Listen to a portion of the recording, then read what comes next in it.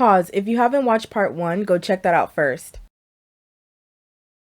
So how I sleep is I put on a satin bonnet, satin or silk bonnet, and then underneath that I put on a satin scarf. Now I didn't tie it too tight just because I didn't want to smush down the curls, so it's kind of tied loosely. But in other styles, like if I do some other type of style, sometimes I'll just make sure I secure it, tie it a little tighter, and then, you know, the bonnet's on top, just to make sure I secure the hair. So this is the next day, and now I'm going to show you guys after I've slept on it. Well, now I'm going to actually just separate it further so that it'll, you know, be voluminous and everything, and we can see how everything's going to look. And let me tell you, those flexi rods are not comfortable to sleep in. So if you can try to install them earlier in the day, like get up early in the morning, install them, dry your hair under a hooded dryer for about 3 hours, I would say. And then like maybe the rest of the time in the day, like if you can really like walk around and just let it air dry after your initial like sitting under the hooded dryer for 3 hours. And then before you go to sleep, just take them out and like, you know, you can, however you want to tuck it down at night, you can tuck it down, and then the next day like separate it and fluff and, you know, separate all the curls. So, okay. So this is how the curls look. They kind of fluffed out a bit because if you've seen the other, if you've seen it when I took it down, they were not, some of them were not this fluffy, so they seem to have fluffed out. But we are going to separate it. So I'm going to just show you here.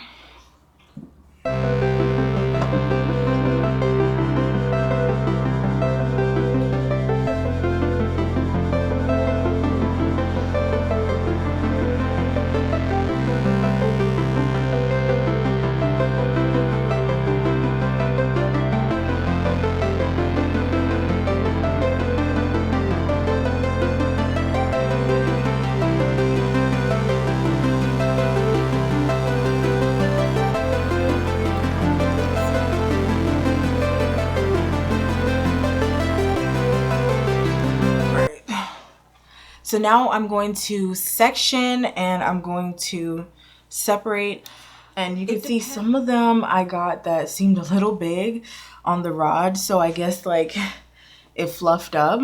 And I did a total, just before I separate, I did a total of 29 flexi rods. So let's get right into the separation. So I'm just showing you guys half and half. So this is one side fully done, and then this side's not done yet. Yeah, so I'll separate the back part, and then when I get to like the very front, like maybe like the last 2 or so, then I'll come back and show you guys what I'm doing to separate. All right, so now I'm back and I have 2 more left. So this one, the oil that I'm using to put on my hands and take my hair down is the Camille Rose Naturals Cocoa and Nibs and Honey Ultimate Growth Serum. For those of you who know, you know that I always saturate my hands with some oil before I take down a style.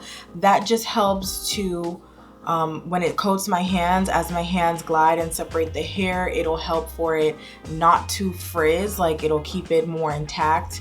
Again, with any style, there may be a little bit of frizz. It's not going to be perfect or anything, but it's just preventative reasons so that when you initially take your style down, you don't have that frizz right away. So, and it also adds some extra sheen to your hair, so that's also an added bonus as well. So as you'll see, so I'm gonna put the oil on my hands, rub it in my hands. You see the oil on my hands, and then like how I have this one, I'll just go like this, smooth the oil on the whole strand, the whole curl, and then separate, just feel like stretch it a little bit, and then separate where you feel that it naturally wants to separate. And You can pull it all the way apart, but sometimes that does also cause frizz on the end. So sometimes when I get to the end, I try to kind of untwirl it and take it down, or you can just separate it, whichever one's better, because although you're gonna see it's not perfect curl at the bottom, and then so I separate it again, and then this one I'm gonna kind of twirl back into the way it was curled and do that on the ends as well. Okay, and you see how now from looking frizzy it looks like that, right? And then that's the whole strand there.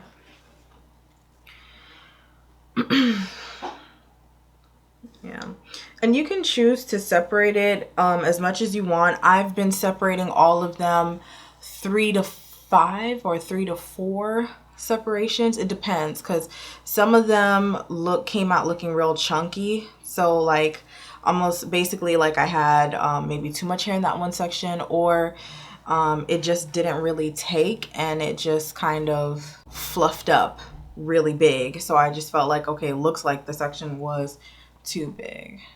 Okay, so you want to make sure. Okay, oh, sorry. And then this is the other part of it. Now this I'm gonna separate.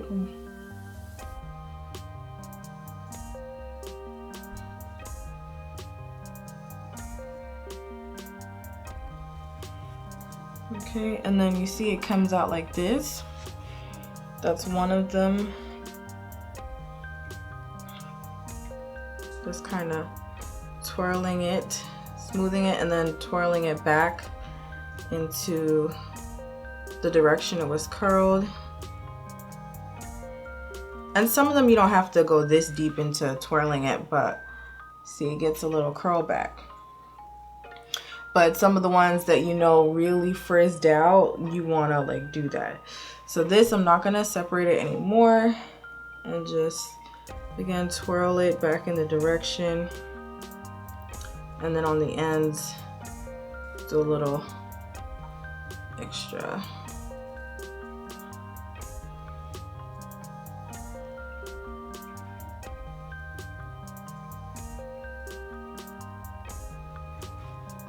Okay, and see how it looks? So you get the little curl back. And that was, I don't even remember how many sections, but like I say, like 3 to 5 sections is how I separate it. So that's how I've been separating them. All right, and then we have this one more section to go in the front. So again, coat your hands, make sure you have your oil on your hands so that you have enough slip, and like you coat it on the hair, and then you pull apart where it wants to pull apart. You can just pull it apart and let it separate.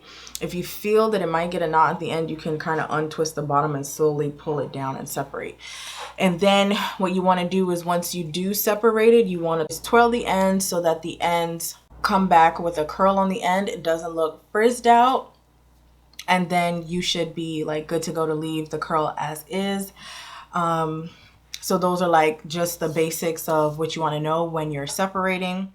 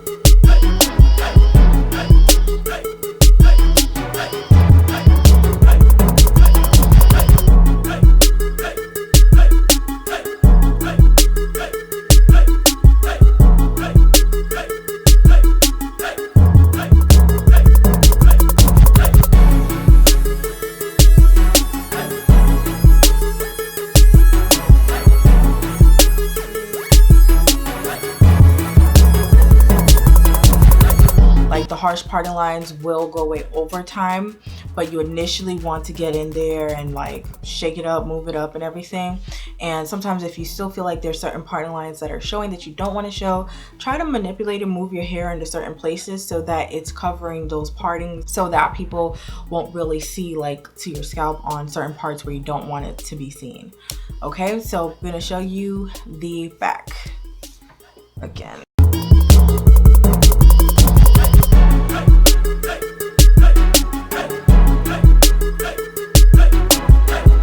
Okay, moving forward, so my final thoughts on the Flexi Rod set, and the reason why I decided to finally try to do a Flexi Rod set is, for one, I really liked how Flexi Rod sets were on my hair when it was permed. I never did on myself, my stylist did it, but you know, it came out really nice and beautiful and I really liked it. I found that I didn't have as much as I wanted to. I had 30 rods, I used 29, but there were some places where the curl looked big, where I could have sectioned it into two if I had a little bit more.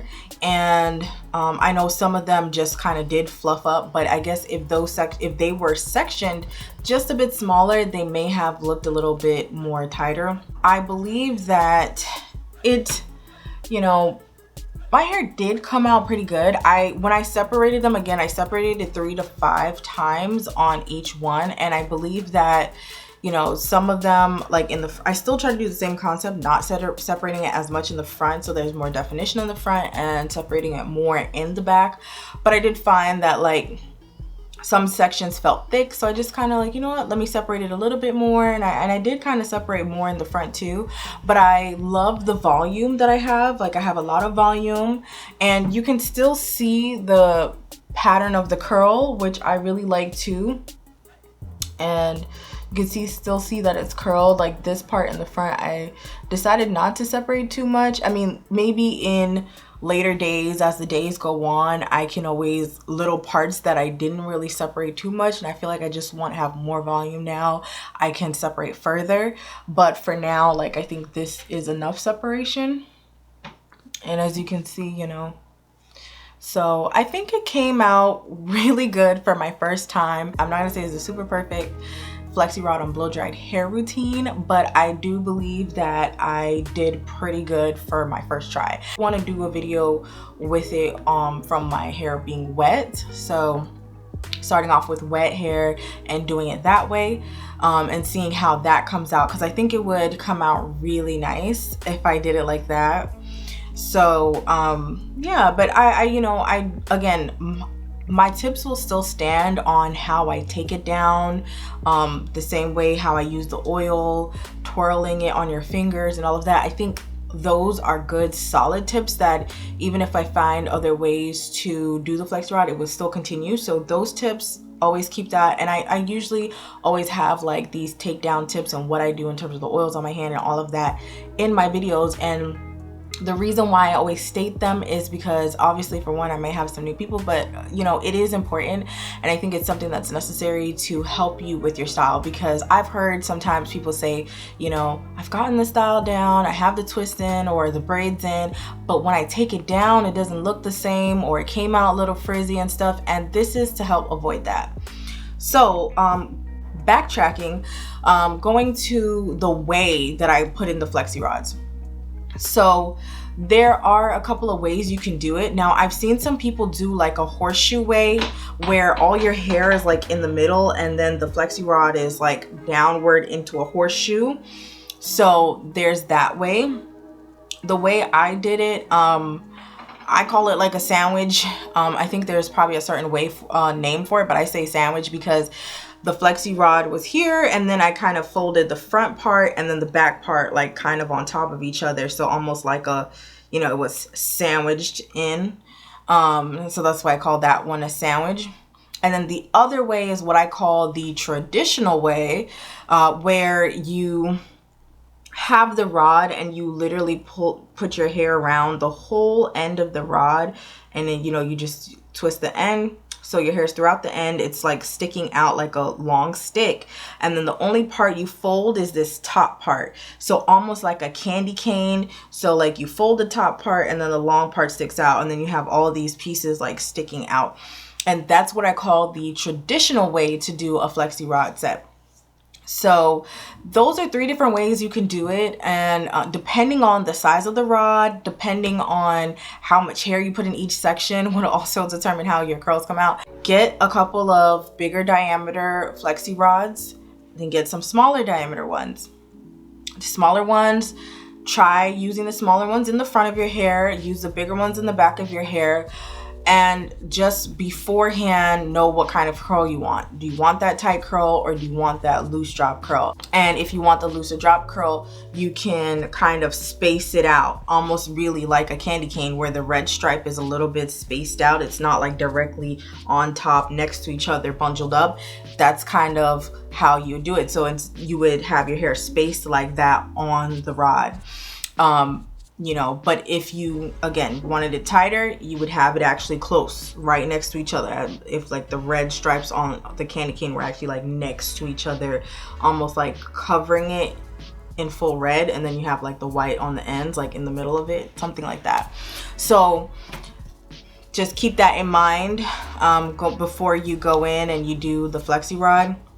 Again, if you are doing it on blow dried hair, another tip is that do not use too much product. Try only on the ends of your hair do you want to use extra product, and maybe even if the ends get just, you know, if they get damp enough where you kind of see it reverting a little bit, that should be fine, because you really want the ends to take.